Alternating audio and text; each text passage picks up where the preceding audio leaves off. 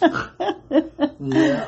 Oh, hello and welcome back to another edition of Let's Talk Ghosts. We are now Part two, because we did this all and then forgot to record it or something. I don't know. It didn't seem to save anyway. So anyway, we are in season 2. So we are into our second year of doing this podcast, and we're having a lot of fun with it. So Merry Christmas, Happy New Year. Happy New Year. What we thought we would start with today is actually something that we started with in our recap episode. One of the things we talked about was the Ouija Brothers, whom we had initially found earlier in the year, and then found some more stuff later on. So we thought we would just carry on because we found a whole bunch more stuff that we started watching today and yesterday about them. So just a reminder, the Ouija Brothers are 2 fellas. I don't know if they're really brothers, but I don't care. The names are Stay and Griff, and sometimes they investigate together, but we've also found a lot of episodes where Stay just investigates on his own. Yeah.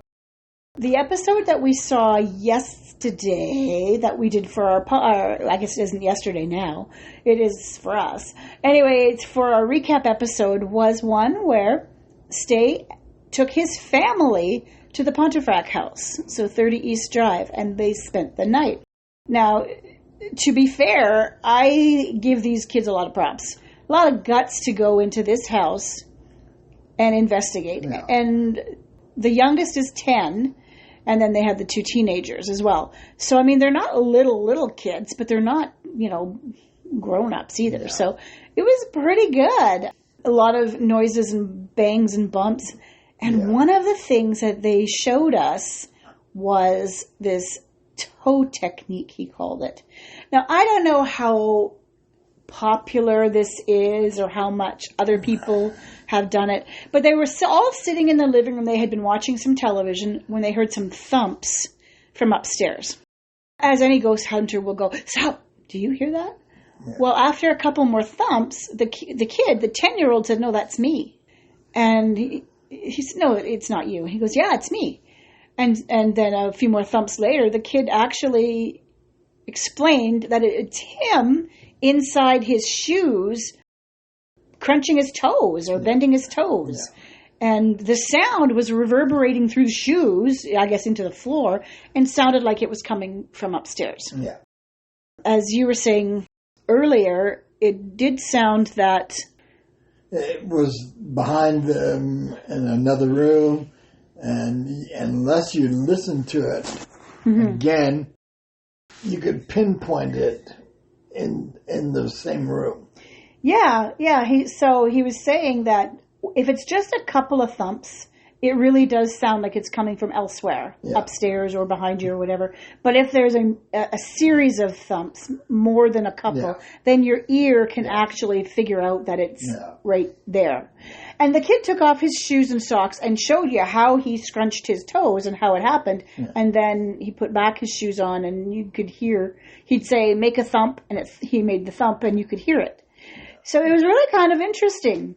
If you don't have time to watch the full episode, which is about an hour's worth, he took that clip out where the kid shows him how they debunked this sound, and it's about 7 minutes long, and it is on their YouTube channel, and I'll link to it in the information below so that you can see what it is. It is very telltale-ish for thump sounds, and that it actually draws into question every other time you hear thumps and there's people around. Like, are they also aware of this toe technique thing? And I'm wondering now, how much is it being done as the person is aware or unaware that they're even making the sound? Yeah. I mean, I'm not saying everybody is trying to fake it, but I mean, you could be making the sound and not even know that you're trying to say that. I'm saying they could be making the sound and not even be aware that they're doing it. Yes. Like if they're not connecting the fact that if they're not connecting that they're scrunching their toes and it's making that sound, then, it's possible. Yeah. It's possible. It was interesting. It was really interesting to see that and to have him actually show us how it worked. Yeah, the kid was really good about it. And he's 10 years old and he debunked it in seconds. Yeah.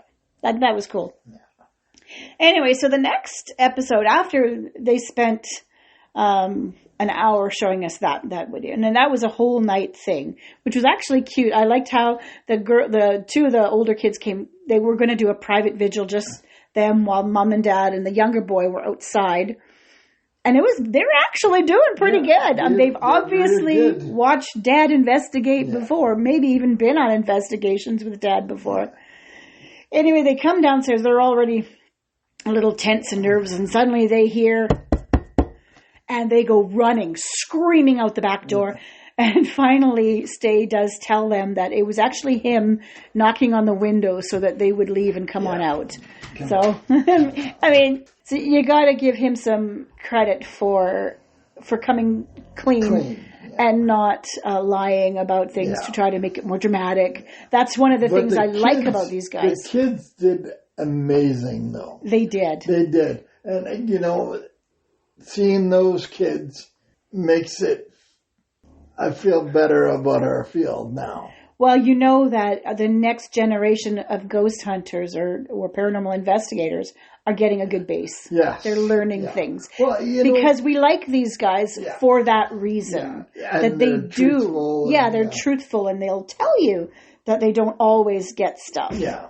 And, and that's important. They have a good work ethic. Like, I had no one. Mm-hmm. You had no one. And, you just learn as you go. Yeah. But, But these kids have someone experienced teaching them. So I think that's really, really, really good. Yeah. You and I both kind of learned on our own, sort of picked up things here and there. And Well before TV. Well, long before TV. Yeah. Interesting. So the next episode that we saw from the Ouija Brothers was their Halloween live stream event. Yeah. Obviously, it's not live now. It is just showing on YouTube. I thought it was. Smart ass. Smart ass.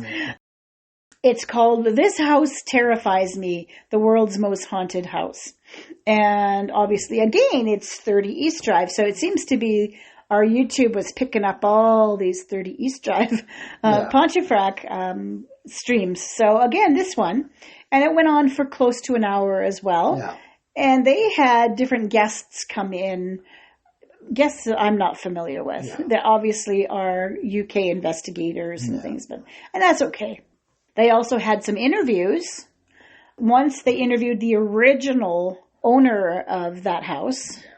And he didn't seem overly thrilled or overly concerned about the hauntings. I don't think, he never said anything happened to him. No. Happened to his wife, but she wouldn't talk about it. Yeah. And so they moved out. Like, no big deal there. The next fellow who they talked to was actually the current owner. Yeah. And he obviously cares about this house because he's put money into fixing it up. Yeah. We watched some episodes about this house, years ago. Nick and Katrina were there. The BuzzFeed guys were there. And the house Katrina was not in... And Ozzy's kid. Jack? Yeah. The house wasn't in very good condition back then. You could see, the kitchen was in rough shape and there's, wallpaper, ripping off and stuff. Yeah. And so now, it is... much nicer. Obviously, this fella's put money into cleaning it up. Yeah. Which is good. If this house is truly going to stay around for a while, and obviously, it's a duplex. There's a house next door, and it's lived in. Yeah. So you want to make sure it stays in decent shape. Yeah. And, having this place in decent shape will make people want to come, pay the money to stay and do their investigating. Yeah. So this one was a really good one. Lots of little things gone on. Yeah. But nothing major. Nothing major until he freaked himself out. Well, that was in the other one. The next one. He didn't freak himself out in the live stream. Oh, yeah. Yeah. The live stream was just a bunch of them investigating, and they heard some thumps and bumps, but nothing really major. It was okay. Yeah. It was good for history. Yeah. And then they did have after all the people were there, they had a mini investigation. There wasn't as much time left over for that. Yeah. Still, and they didn't catch much. It was the next episode that was a bit more interesting, more entertaining. And that was, he called it 48 Hours Alone in the World's Most Haunted House. And that was staying there for 48 hours. It was like a paranormal lockdown, 30 East Drive style. And he was there already for a couple of hours before he started turning on his camera. Yeah. And I guess he had some people there helping him set up and do whatever. And for the first little bit, it was actually kind of slow and sluggish getting things going. Yeah. He was, kind of looking for stuff. And I don't know how much looking around he did before because he's been to this house so many times. But if I was alone going to do this investigation, I would have every door. I would look behind every door, every closet, just because I want to make sure there's nobody there but me. Yeah. And he didn't seem to do that. He was like freaking out over the closet, and if he heard a thump or a bump, well, open the door. Open the damn door. Yeah. Look, are you hearing something? It's a duplex. I also wonder how much you hear from the house next door. Because I've lived in duplexes before. Yeah. I have heard the people next door thumping and bumping. Yeah. I've heard voices. When he did the family thing, that voice they captured in the middle of the night when everybody was sleeping. Right. That was creepy. Yeah. That was creepy because that was definitely, I don't believe, from the house next door. No. They got it was a voice, and I don't know what it said. It was a little bit garbled. Yeah. But there was a male voice. Yeah. And it sounded pissed off. It sounded a little bit annoyed. Yeah. But that was good. None of that happening in the 48 hours alone. So who knows what truly happened there. But, the second day is when it got fun. Yeah. So it was early in the evening. He hadn't had a lot of sleep. Not because there were things keeping him awake, but because he was afraid to go to sleep, I think. Mm. And anyways, it was 7 or 8 o'clock at night, he said. It was still daylight out. Yeah. And he said things were starting to pick up. Yeah. He started to freak himself out. Right. And you can see how his anxiety level is going up and up and up. I'm a firm believer. He had more equipment going, too. Yeah. So that adds to the level of tension. His level of tension. Yeah. I mean, he's just... His anxiety is going up. And I think sometimes when your anxiety goes up, these spirits can feed off of that. Oh, yeah. They live for that stuff. I mean, I would if I was a ghost. I was like, oh, yes, let's go scare him some more. Because, it's entertaining. But he was freaking himself out. And at that point, I really think he should have gone outside and cleansed himself, centered himself, and then gone back in. Because he could have just sat on the porch for a few minutes and breathed and sorted himself out. But he didn't. He stayed inside and got himself into this anxiety state. Yeah. And then eventually he heard some big thump, and he called a couple of friends to come over. Yeah. And then they finished the night with him. That was interesting. Once his friends, a couple, when they sort of got settled, they started doing an actual investigation. We didn't see a lot of it because a lot of it is going to be on the Friends YouTube channel, which I totally missed what it's called. So I'm sure it'll show up in our feed sometime and we'll find it. What I found interesting, they were upstairs. I don't know where they were. He put his camera on a chair in this closet. No, coal room. Coal room, okay, coal room. The door they left open. I guess it was just so it could take a look into the hallway or wherever that was. Get a clean shot out of the hallway. So they go downstairs from where they were upstairs, and they see the chair, and the camera is on the floor under the chair. Yeah. They heard a crash. Is that what took them downstairs? Yeah. Took them downstairs. And the guy says, oh, my. Yeah, your camera's on the floor. Yeah. So they go down and find it. It isn't just fallen off the chair. It is under the chair. And it was too close to the wall to get in that situation. I don't think it could have fallen, because that nice big screen there couldn't have fallen off to the side. It couldn't have fallen through the back of the chair because of that big screen. Yeah, the light. And it wouldn't have fallen off of the front of the chair because that's impossible. So how did it get under the chair? Yeah. The light's still on. Yeah. But it wasn't recording anymore. No, because it knocked the card out. Oh, I missed that part. Yeah. And so a whole bunch of that stuff, everything from being in that room didn't register. Yeah. Which is strange, because you'd think if it was in there and, it's recording and then it fell and knocked the card out, then from that point on it would lose. But it lost that entire bit. Yeah. That's interesting. Yeah. Because the stuff up to that point was there. Yeah. The stuff, After. Yeah. Well, after, because they had to put the card back in and start over. But, that was interesting. Yeah. Very interesting. Very interesting. And it really was like somebody went, poof, knocked it off and underneath the chair. Yeah. Like, wow. Or kicked it under the chair or whatever they did. I don't know. But it was under the chair, not off to the side. Sitting up straight under the chair. Yeah. Weird. Very, very weird. Yeah. And there was nobody else in the house, just the three of them at that point. Yeah. And it's, getting late, so. Yeah. But, holy cow. Yeah. That was interesting. That was an interesting one. Yeah. And like you said, if you're trying to look for ghosts in Pontefrac, they won't come out. Yeah, that other fellow, Dave, said that it's known in ghost hunting in that group, that area, that if you go trying to get evidence from that ghost there, you're not going to get it. Yeah. That ghost seems to respond, or that spirit, whatever, seems to respond more when you're not paying attention to it. Yeah. So that would be the trick. That would be the trick, just to go and want to spend the night there or the weekend there and then just see what happens. Yeah. Quit trying to engage with it. Yeah. Yeah. One of the things that Stay said, did you hear about the marble in the kitchen? Did you miss that? You were busy. He had a marble that was upstairs. Now he decided he's going to, this is the place that about the marbles. Yeah. Unless you're most haunted, in which case it's rocks, right? Yeah. And everything's got to be thrown. Anyway, the marble, he took the marble from the top of the stairs and threw it downstairs, and it went into the kitchen. He knew that it went into the kitchen.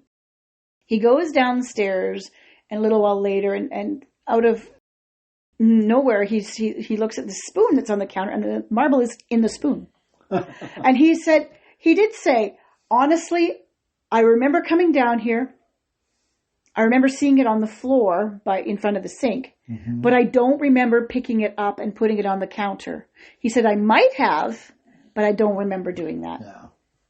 So I do like this guy. I like this team because they're honest about what they're finding, and they're honest about what they do and don't do. Yeah.